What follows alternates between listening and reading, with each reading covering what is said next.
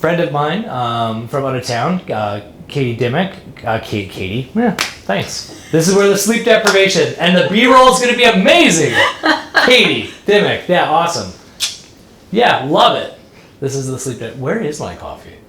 Yeah, I don't want Starbucks in here. I'm already going to. I don't know, but this is great content. Right? Originally from Vancouver, she's working her business coast to coast. She stopped in from out of town and graciously offered to do this. My friend Caley Dimmock came in, and you are doing what are you doing? You're doing a video? This trip I'm doing a photography workshop. Perfect. On Sunday. Nice. Yes. Nice intimate group? Yeah, just 10 people. I like to keep it pretty small so I can give a lot of like one-on-one direction, and it's something that's really intimidating for a lot of people. Yeah. So I think in a big setting it's really hard to come in and actually leave knowing what to do, because people often need to like actually take their cameras and show them. So what's the most intimidating part? Because like we all use our phones, but like is it admitting to themselves that they maybe don't know how to do it well, or what do you find the intimidation is for them? Yeah, so the biggest thing with this workshop is it's learning to use a DSLR or a mirrorless camera in manual mode.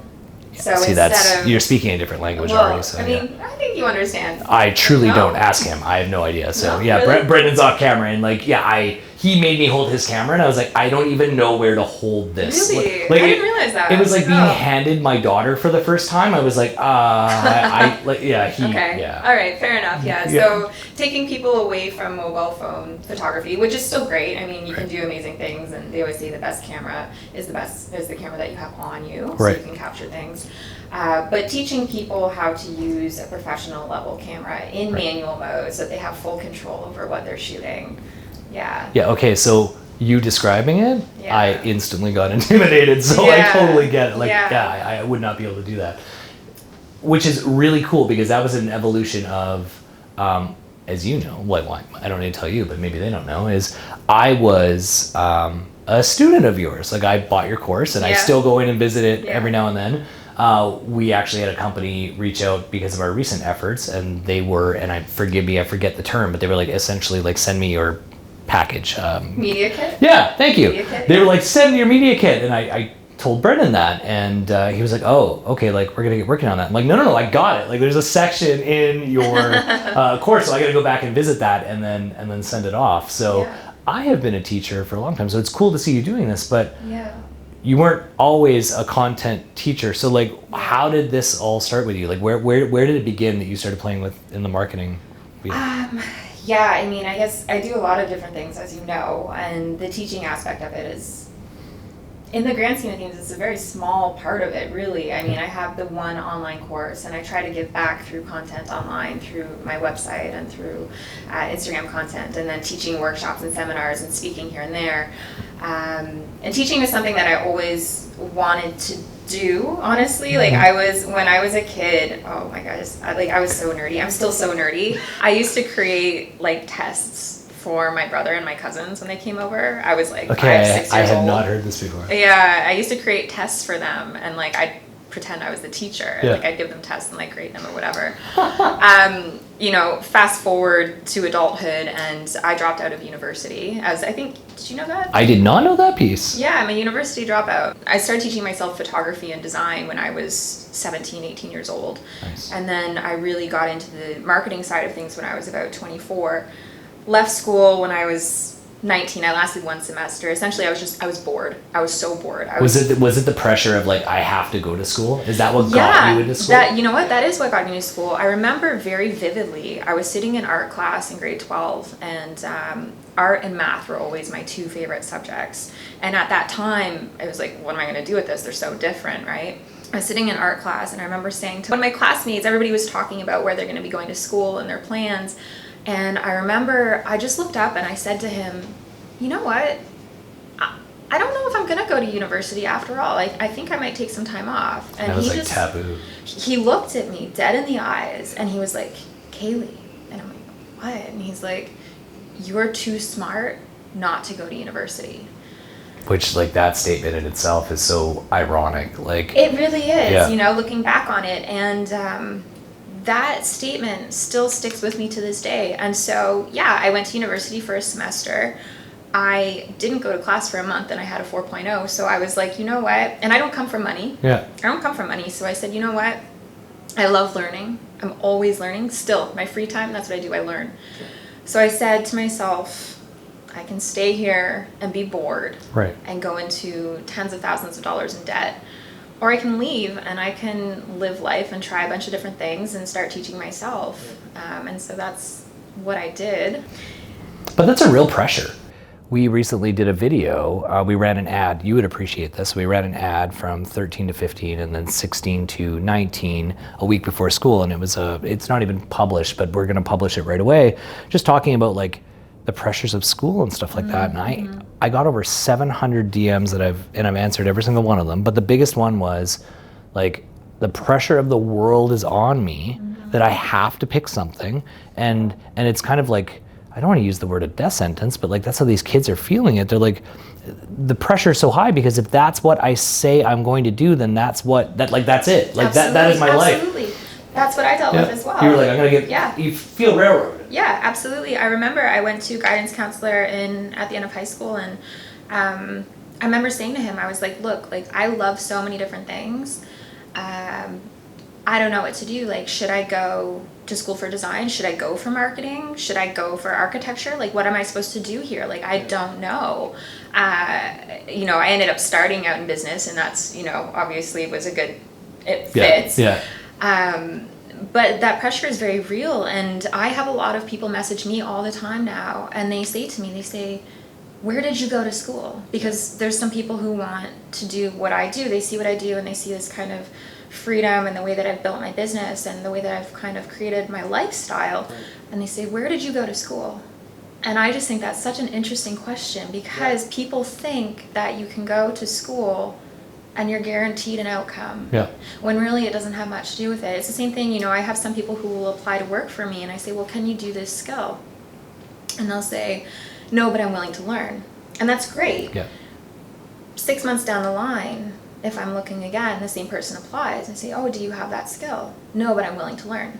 Well, what were you doing for the past 6 months? You've done nothing to evolve yourself. You can teach yourself anything. Yeah. Don't wait for school to teach you. Don't wait for a job to teach you. Yeah. You can teach yourself anything. Right? I love that. Yeah. I love that. And that's the problem with school in general, right? It's like, well, if I do this, I will become that. And it's so linear. It's like, well, if I just do these 18 steps courses, if I do these, I will be dubbed this. And it's like, that is such a terrible way to think in life, right? Absolutely. And the sad part is people get the degree and then they're like, okay, well, that's checked off the list, so my learning phase of my life is over. Like, that's a haunting feeling. It's like, that would be the end of me. That'd be like dying. It's like, really, I'm just going to that's it? Like, okay, brain part done. Now I'm just going to lock in life on autopilot for the next 30 years. And then like, what? Mm-hmm. So you didn't have school, but you knew it wasn't for you. You hopped out. You were self-teaching. But then you did hop into like a marketing role. And what was that like? And what was the big takeaway from suddenly being on your own journey to like hopping into I wouldn't call it the corporate world, but a structured world, we'll call it. Yeah, it was interesting. I mean, I've always struggled in a structured environment. I love structure and I also despise it at the same time. I love my own structured environment. Right. But another person's or another company's has just always been challenging for me. It's like the same thing. Like I was the person who I skipped classes all through grade 12. Like nonstop, and then when I walked across the stage with honors with distinction, jaws were dropped. But it was just not my way of operating. You know what I mean? Like I was still learning the content. I was still learning everything. Right. But when it came to actually being part of the grind, right. I mean, I think the first kind of formal job I had in marketing and design was at a commercial real estate brokerage, actually. And I enjoyed it, but again, I was bored because it's like I've just always wanted so much more. I did enjoy what I was doing, but then how I ended up at Daily Hive. Right. Funny story. So I originally ended up at Daily Hive because I went to the CEO and I said to him, I'd love to help you out. Can I work for you 1 day a week for free? That's how I got there. So I went there and I did that, and eventually they were like, oh, well, like, we want to keep you, like, can we pay you? Like, I didn't ask to be paid. Like, they offered to pay me, and I was like, of course. And I just continued to work and learn. And if there was something that I didn't fully know how to do, like at nighttime, I was teaching myself, like, I need to learn these skills right now. I need to excel at this. And then when push came to shove, it was really interesting. At the same time, I got offered a management role at the real estate brokerage and a management role at Daily Hive, both full-time at the same time. So now I had both these great opportunities that I had to decide between. And the opportunity at Daily Hive at the time was just a lot more exciting for me. There's so many different things to chew on, right? Yeah, well, I was about to lead a rebrand of the company, and they were launching into Toronto and Montreal, and for me that was just so exciting. It was terrifying, obviously, as well. I had to earn a lot of respect in that organization, but it was very, very exciting. Yeah. Was it age? Was it like what? Age, gender. I'm gonna let you go there. yeah. Age and gender, yes. Yeah, definitely. Just being like, look, I'm young, like just because I'm young and I'm female, I can do this kind of thing. And and everybody had previously known me there as an intern, right? I essentially went from intern to leading the entire company through a rebrand. Right. I had to earn a lot of respect in that process, and that was challenging. And did? And I think I did. Yeah. I like to think that I did, for sure. And get an assist for one of my favorite Instagram accounts, Alfred drinking coffee. That was a fun branding exercise as well. If he keeps losing weight, he is going to be me. So I keep telling him, like, can you just chunk up a little bit, please, buddy? Because like I'm starting to get nervous. Like, look, I don't hold coffee cups in pictures. Stop. Muscling it on my look, so it's I'm getting worried. Yeah, he's doing great. It's really awesome to see that. So then you were at the Hive, and then is that when did the instinctual kind of voice start to creep in that maybe you weren't meant to be confined in four walls, kind of thing? I've known that since I was 4 years old. Really? I always knew it. I always knew it, and the reason why I said that at the table at art class that day was because I knew then that I wanted to work for myself. Right. My plan was to open like a cafe or a store the next year at 18 years old. I was like, I'm just going to open a business. Like, I was just like, I'm just going to do that because it just felt natural. At 4 years old, I was taking things in my bedroom that I no longer wanted, and I'd lay them out on my bed, and I would invite my brother and cousins and the neighborhood children into my bedroom, and I would... It was a showing. It's a yard sale. Yeah, it's a yard sale. It's a yard sale. That's amazing. And throughout, like, when I was 13, I started making custom pillows for people in class, and then that developed into custom tote bags. I sold over 200 tote bags in high school. I had order forms that people would fill out. That's amazing. Yeah, and it was, some of those tote bags were really hideous, like looking back at them. But it was branding. It was that they were buying into the brand. They're buying into you. People were buying it, and then, my dad allowed me to have this part of our house that I turned into like a little like sewing studio.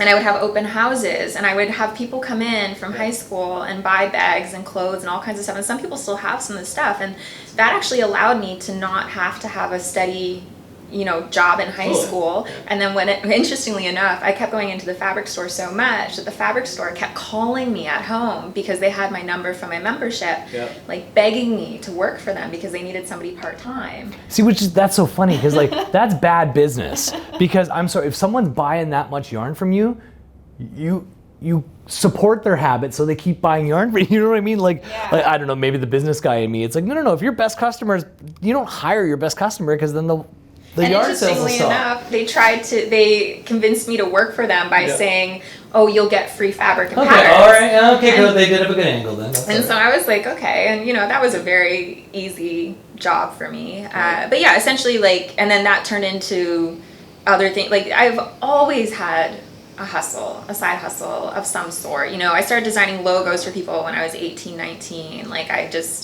it's always been something. I remember when I was like 20, I heard about affiliate marketing for the first time ever. Ooh. And I started a perfume website, like drop shipping. Really? Yeah, it bombed because I didn't understand what I was doing, but I was learning. And that's what I did. I always just tried different things so that I could learn the skills that were necessary in order to become better at them and then implement them. And now obviously I can implement them at a high level and get actual results for people.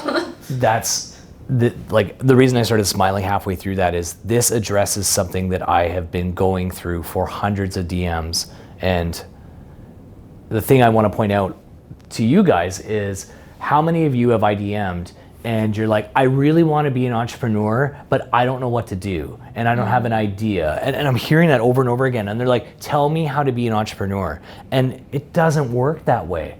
When you're 4 years old and you're itching to have a hustle, like it's got to be instinct. It's got to be who you are. Like you can't just, and that's the problem with entrepreneur being a buzzword.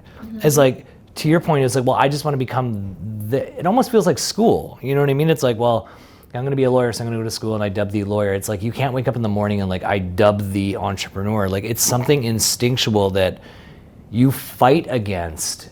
And that's the thing, guys. Like, like it's popular now. Like for the people that are actually entrepreneurs, you've been fighting it your whole life. And school becomes a challenge to commit to something because you feel it deep inside that that's not what you're meant to do. Now, I know where you guys are going with this and you're gonna hit me up at the DM. That is not an excuse to get out of school. Because if you weren't flipping bags at like 10 years old kind of thing, guess what? You might not be an entrepreneur, but you know what? That's also okay. Not everyone's meant to be an entrepreneur. Absolutely. How many people have reached out to you and you just know by talking to them, it's like, there's no fire, there's no nothing. It's just they're undecided in their life, so they're gonna default to entrepreneur. And that's frustrating. Yeah, or some people just want a certain lifestyle that they think comes with it, but they don't see people like you and I working at 1 a.m. And not because we're so swamped all the time, but because we actually love what we do, right? We have that fire, and the fighting it is something I find really interesting. My entire life, I fought it. My entire life. I remember, through high school and even in my early 20s, I used to always have this thought that used to repeat in my head. And you know what it was? It was, I wish I just wanted to be a nurse. Wow, because then all the stress would stop internally. Yeah, because it was like, you know what? Sometimes I wished that I was just one of those people who could go and be on that path and enjoy their job and help people, and that's that. You go to work and you love what you do and you go home and that's it, but that's, at some point you have to stop fighting it. If you have it, you have to stop fighting it. The profession is amazing, but that would you'd never ever feel I would full. never. I would constantly be thinking of other things while I was doing that job, Yeah. So then going back to, you always had the urge. What was the tipping point? Interestingly enough, so, again, I always had a side hustle. So in some capacity, I was always working for myself part-time, but never full-time. Gotcha. And I had been on the fence about it for a very, very, very long time. And I did a few things to kind of set myself up. I started building a social media presence, which really helped. So I had a lot more inquiries coming in. Right. I was starting to be headhunted by a lot of other companies, and that gave me some sort of confidence or self-esteem to say, you know what, there's other people out there who see what I've done. And I can do this. And I can do this. But even with all of that, I was still petrified. So the one thing that actually made me take that leap was one day I was walking to the SkyTrain to go to work. And I called my dad, and you know how important my dad is to me. And I just said to him, I said, Dad, I think I actually have to try this. I think I actually just have to leap in and quit my job. And my family, like my dad was in the military, and he came from extreme poverty, and he is very much about stability. It was always, gotta have a roof over your head, gotta do this. Like, he was appreciative of me achieving things and creativity, but he always prioritized stability and predictability. Just being a dad. Yeah, and so he never really encouraged me to do anything risky. He does not like risk. And so every time I talked to him about this throughout many, many, many years, there was never true support there. And then this one day I called him and I said, I think I have to do this. I don't have a mortgage. I don't have children.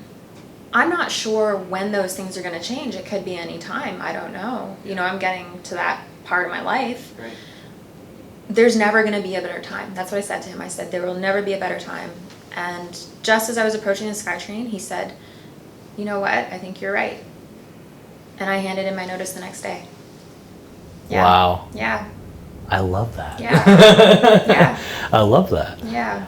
So that's it. And I followed along, you know, I remember your stories. Like, I remember your stories leading up to it, and like, you really documented that journey so well. And I think that actually that was probably the moment where I was like, something switched, and it was like there wasn't that relatability, right? Like I originally started following you because you were just super active, and it was something I admired. I'm like, okay, somebody else locally, but that was the moment where I was like, okay, like, I'm seeing like the true you now. Like, you were that, like, not to be cliche, but you were that phoenix that was like rising from the ashes, and I was like, okay, yes, like, what's this gonna look like?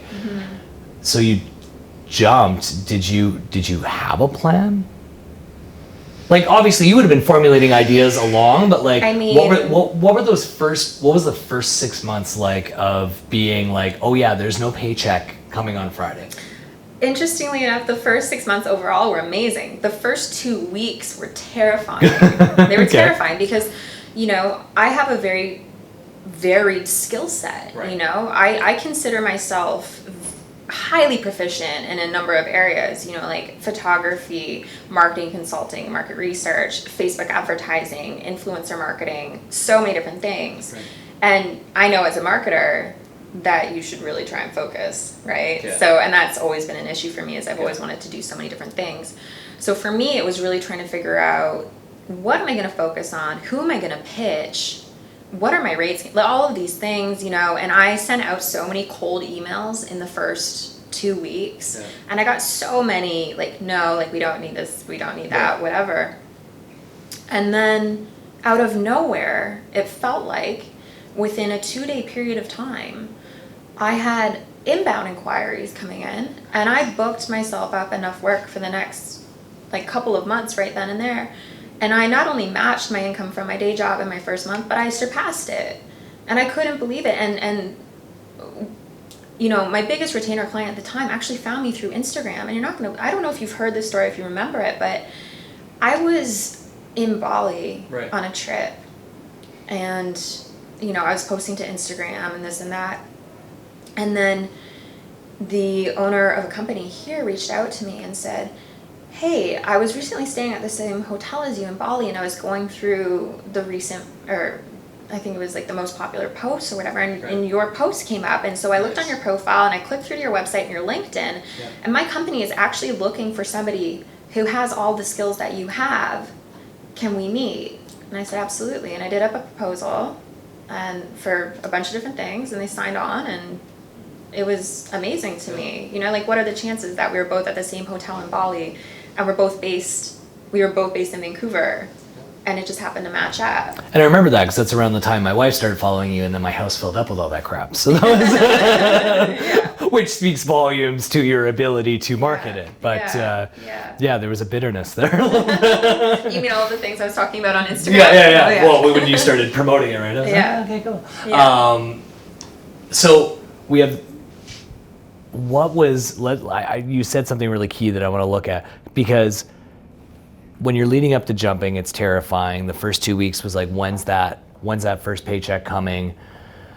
But I also know, and I've talked about this with Brendan, I've talked about it on videos before, I had a vision for Centum when I first started. Mm-hmm. And I, same thing, I was the youngest president ever of a national brand, and there was pressures, and I was the only one that had been a mortgage broker originally. So I came from being like a frontline soldier, so to speak, to like running the company.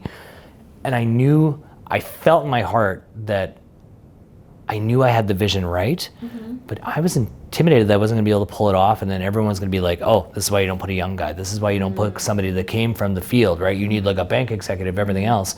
And I remember that moment very clearly, where, truth be told, like, I got choked up when we got that first big win, and in that moment it validated everything, where, you know, all the doubts. So like, when you made that jump, you were nervous and you were like, what if this doesn't work? But you said you had booked yourself solid. When was that moment, and what did it feel like when you were like, I knew it? I don't know if I can pinpoint an exact moment. I think it was maybe really at the end of the first month when I actually looked at my invoicing software and had realized on the income side of it that I had exceeded my income. Because my goal, actually, I set out a pretty hefty goal for somebody just starting out. I set out to match my income right out of the gate. Yeah, I remember that. In the first month, which is not a typical expectation to have. But I just knew that I had to have it like that. So yeah, when I realized that I had surpassed it, and then it was just, again, very validating, like you say. It's when you get that validation of going, okay, I made the right decision. And, now it's been 2.5 years of, full-time working for myself, and I can't imagine going back. And now the possibilities feel even more endless, because I'm like, I have this foundation now, and I still celebrate my wins. I celebrate milestones in terms of, revenue. I celebrate time milestones. Like, I buy myself, like, this ring is a 1-year anniversary present to myself. Nice. And I think that's really important to remember those moments, like the same moment that you had, to kind of create those moments over and over again. So being honest, that's the one part of my, that's the one part of me that I'm working on, actually, is I don't celebrate the wins. So that's a personal development thing I'm on. Yeah. And I've actually have a few really good confidants that have like set me straight on that. But yeah, it's funny that you've said that exact term, and I'm like, oh yeah, we all have things we got to work on, and that's mine, is actually taking time in those moments. So it's good to hear that, because there's reasons you do it, right? It's a reset. That moment of celebration just kind of resets things, and I haven't done that yet, so I'm that work in progress. Yeah, you should do it. So. For those that aren't familiar with you, give us a brief little look at the menu. Like what are the services you're really focusing on today? Now that you've taken that time to like examine the ROI, not only from a financial sense, but like what's fulfilling internally and what actually makes sense for your business model. What are the key things that you offer now? Absolutely. So I still offer probably too many things, but with my agency, we primarily focus, I would say, on 3 key things. The number one is Facebook advertising. I strongly believe in Facebook advertising still. It's become a lot more competitive, but if you know how to do it well, which is not common because it's very deep, then you can still get ahead with it with your business, especially for e-commerce businesses. A lot of businesses in health and wellness do really well with it as well. Photography. That's just something that I will never let go, just because I love it. I absolutely love photography. I love being able to also do the creative for the campaigns. And no matter who comes into my company, I probably won't let go of the photography for a very long time. Fair enough, just because it's that passion thing, And then influencer marketing is something that we focus on quite a bit, and I do that because I enjoy it. I also have a competitive advantage in that space because I run programs and I'm on the other side of it myself, so I can relate to the influencers, which really helps when you're negotiating or communicating with them. So that's really helpful. And then, aside from that, there's always all kinds of other things. So I do a lot of like e-commerce optimization, email marketing. So like SEO optimization, all that jazz. SEO, examining the buyer journey through somebody's e-commerce website, seeing where people are dropping off, seeing where things can improve. Email marketing, something that I love doing. Which isn't dead, by the way.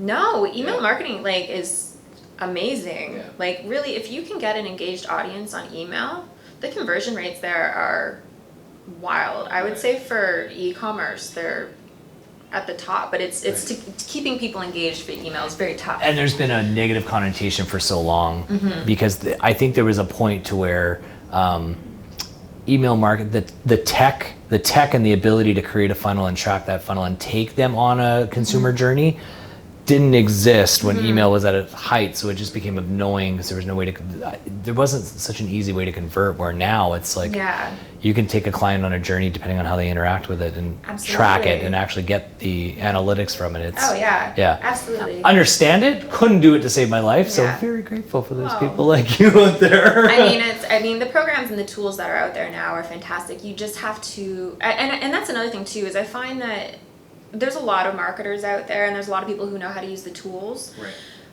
But it still doesn't necessarily mean that you're understanding the customer from a psychological perspective. 100%. And that makes or breaks people who work in marketing in my opinion, right? Because you can know how to connect, like OmniSend is really great for email marketing for e-commerce. You can connect that to Shopify. You can send out your abandoned cart emails. You can send out your reminder emails. You can do all of this. But if you don't know how to speak to your audience, if you don't know what stage of the process they're in and how to hit them at that stage, if you don't know how to test properly, you know, then...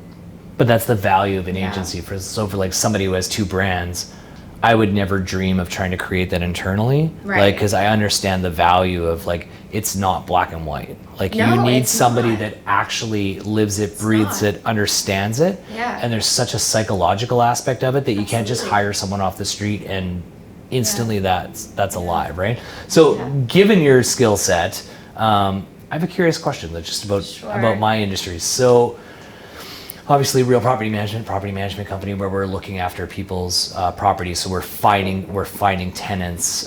We're finding tenants after those tenants trash the place. We're fixing it. But we're that peace of mind for property owners, right? Mm-hmm. We're also peace of mind, but we're also like freedom providers in the sense that if you own a revenue property, why are you cutting the grass? Why are you fixing the sink? Why are you finding tenants and showing your own place? Like owning a revenue property is supposed to be a reward because you've financially kind of arrived. Why would you turn yourself into a janitor? But with that, like, perfect, the word janitor, it's kind of an unsexy, it can be perceived as unsexy. And then mortgage brokering, it's kind of boring. You're doing mortgages. Nobody's like, oh, sweet, a mortgage, you know, like it's not exciting. So for 2 industries that arguably aren't sexy, like clothing or like makeup or something like that, what advice would you give to a property manager or to a mortgage broker on how they should be active on social media? In those situations, it all comes down to the person themselves. So being a personal brand, you have to be able to become comfortable with putting yourself out there. Because nobody's going on social media and purposely searching for mortgage brokers. Nobody's going on social media and purposely searching for property managers. However, people are on social media looking for people to connect with, people to entertain them, just people that they like watching and can relate to. So I think if you can bring in your personal brand, and let's say that there's a property manager, well, are you funny? You know, if you're funny, do a really funny account. Use your humor. Maybe you're not funny. Maybe you're really into fitness. Okay, so incorporate your fitness lifestyle, and then you'll connect with other people who are into fitness. They'll get to know, like, and trust you, which is something we talk about a lot. And then someday, if they need a property manager, they'll think of you because people want to work with people that they know, right, and that they like. So it's about not focusing so much on the actual industry and the actual job.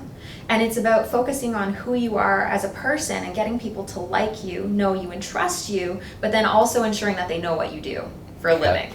How many times do you hear this question so if I was a mortgage broker coming to see you, how many times do you hear this question? You're like, okay, well, that's well and good, talk about myself, but like, how is that going to make me money?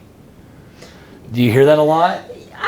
A fair amount. Because if I don't know anything about social media and I'm coming to you, I'm coming to you and be like, well, I'm coming to talk to Caley because I want more mortgages. So how is video recording myself at the gym, how is that going to get me more mortgages? Do you fight that a lot? And like, is it just a patience thing, or is there like, is there advice for how you get people to just understand that it's a long game? I think people are becoming more understanding. To be honest, I think that the people who expect it to happen right away are not generally people who are going to be successful on social media anyway. That's a mentality that's hard to get around. If I can say to somebody, you know, the goal is to build the relationship and get somebody to like you, then they understand, because it's the same concept as what we do offline. Right? It's the exact same thing. All you're doing is you're doing what you're supposed to do offline and doing it online. You know, take the time to build the relationship. Don't expect something to convert right away. It blows my mind that people forget the key word in Facebook and Instagram and Snapchat. It's like social. Like people, like, it blows my mind that like the whole point of social media is be social. Exactly. You know, if you're gonna go to a networking meeting, you're not just gonna slam your business card in people's faces, right? You're gonna talk to them. You're gonna build rapport. But then people get online and they're like, "Well, where's the magic button that gets me a sale? I don't understand." Like, absolutely. It blows my mind. Well, this has been amazing, and trust me, I've been following you for a long time. So if I want to launch a dance party and if I want to learn about social media, how do I find you?